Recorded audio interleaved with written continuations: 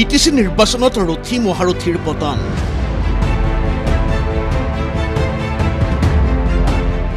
UPPL দলৰ টিকটত পৰিষদীয় নিৰ্বাচনত প্ৰতিদ্বন্দ্বিতা কৰি মুখ থেকেচা খালে 4জনকৈ বিধায়কে। এক প্ৰকাৰ ৰাজনৈতিক কেৰিয়াৰ নিৰ্বাপিত প্ৰাক্তন বিধায়ক প্ৰাক্তন কেবিনেট মন্ত্ৰী চন্দন ব্ৰহ্মৰ। বিপৰীতে প্ৰথমবাৰলৈ বিটিসি পৰিষদলৈ নিৰ্বাচিত একালত অগপ চৰকাৰৰ মন্ত্ৰী তথা বিজেপি প্ৰাৰ্থী ৰেখাৰাণী দাস বড়ো। প্ৰত্যাশাতকৈও অধিক আসন দখলেৰে বিটিসিত বিপিএফ দলৰ ৰাজকীয় প্ৰত্যাৱৰ্তন ঘটিল। পুনৰ বিটিসি চিফ ৰূপে দেখা যাব হাগ্ৰামা মহিলাৰীক। ঘোষিত ফলাফল অনুসৰি বিপিএফ দলে লাভ কৰিলে 28খন আসন। প্ৰমোদ বড়োৰ দল ইউপিপিএল মাত্ৰ 7খন আসনতে সন্তুষ্ট থাকিবলগীয়া হ'ল। ভাৰতীয় জনতা পাৰ্টিৰ দখলত ৰলগৈ মাত্ৰ 5টা সমষ্টি। সন্দেহাতীতভাৱে বিটিসিত হাগ্ৰামা মহিলাৰী তথা বিপিএফ দলৰ এই উত্থান চমকপ্ৰদ আৰু এক প্ৰকাৰে অবিশ্বাস্য।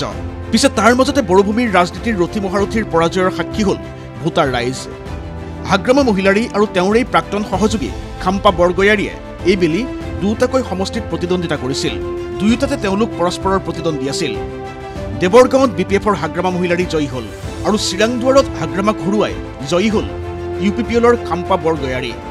ৰণত হাৰিল ইউপিপিএল দলৰ 4 বিধায়ক ক্ৰমে গোবিন্দ বসুমতাৰী, লৰেন্স ইছলাৰী, জলেন দৈমাৰী আৰু ভূপেন বড়ো। ভৈৰৱকুণ্ডৰ পৰা পুনৰ প্ৰতিদ্বন্দ্বিতা কৰা সমষ্টিটোৰ পাৰিষদ তথা ওদালগুৰিৰ বিধায়ক গোবিন্দ বসুমতাৰী পৰাস্ত হ'ল বিপিএফ প্ৰাৰ্থী তথা প্ৰাক্তন মন্ত্ৰী ৰিহন দৈমাৰীৰ বিৰুদ্ধে।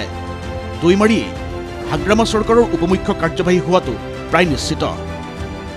ইউপিপিএল প্ৰধান প্ৰমোদ বড়োৱে নিজ সমষ্টি গয়বাৰীৰ লগতে এইবেলি প্ৰতিদ্বন্দ্বিতা কৰিছিল দতমা সমষ্টিৰ পৰাও। গয়বাৰীত প্ৰমোদ বড়োৰ জয়ৰ বিপৰীতে বড়ো জাতীয়তাবাদৰ ভেটিৰূপে পৰিচিত দতমাত জয়ী হ'ল বিপিএফৰ প্ৰকাশ বসুমতাৰী।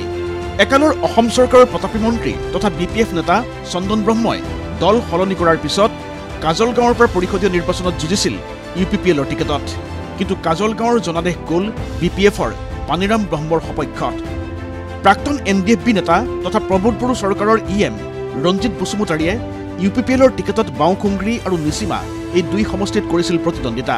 কিন্তু দুয়োটা সমষ্টিতে তেওঁ হাৰিল। চিৰাং সমষ্টিত পৰাস্ত হ'ল ইউপিপিএল প্ৰাৰ্থী তথা বিটিআৰ চুক্তিৰ আন এজন স্বাক্ষৰকাৰী জাইখং বসুমতাৰী।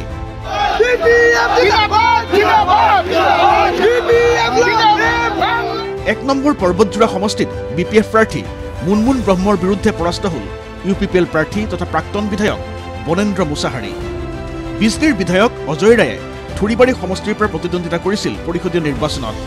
কিন্তু সমষ্টিটোত জয়ী হ'ল বিপিএফ প্ৰাৰ্থী খলিলুৰ ৰহমান।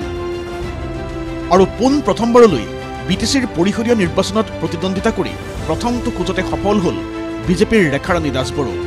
একালৰ অগপ চৰকাৰৰ মন্ত্ৰী ৰেখাৰাণী দাস বড়োৱে বিজেপিৰ প্ৰাৰ্থীৰূপে প্ৰতিদ্বন্দ্বিতা কৰিছিল 25 নম্বৰ বাগানপাৰা সমষ্টিৰ পৰা। প্ৰতিদ্বন্দ্বী আছিল বিটিসি বিধানসভাৰ অধ্যক্ষ তথা ইউপিপিএল প্ৰাৰ্থী কাতিৰাম বড়ো। কিন্তু জয়ী হ'ল Rekharani Das Boro. Bureau report ND24।